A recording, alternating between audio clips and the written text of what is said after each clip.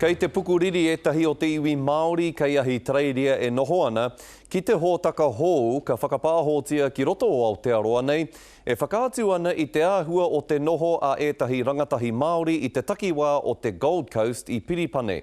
Kaore ratou e paku rata ana ki te kupu Mozzie mō ratou.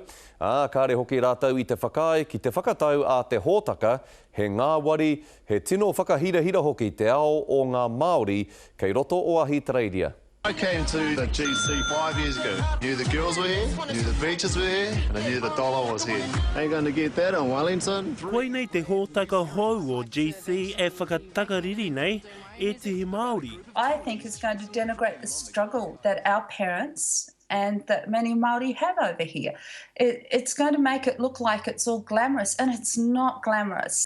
Kare au e whakae ki te hotaka nei. Ki au nei e takahi ana i te mano o te iwi Maori. I pake ke mai a jau i Ahitereiria no reira kua o na pakiaka ki konei.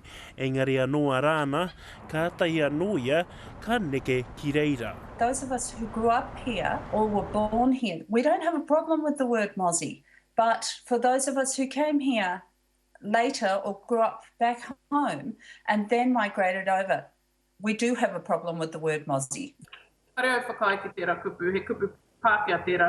Me waiho po te kupu Maori ke. Here's to a good summer. E whakataurite nei te hotaka o GC ki te whakaaturanga o Jersey Shore.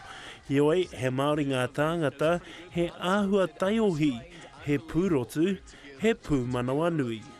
I tuku mera hiko au ki te kaihautu o te GC kia Bailey Mackie.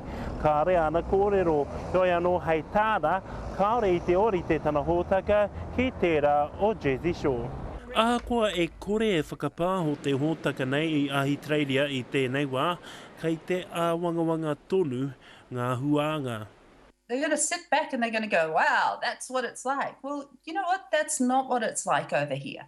And the other thing too is, you know, is it going to show what it's like being tau iwi in another country? Hei ākoa ke nei tēnei hotaka whakapāho ai i runga i a teihana toru. Enzek Pikia, Te Karere.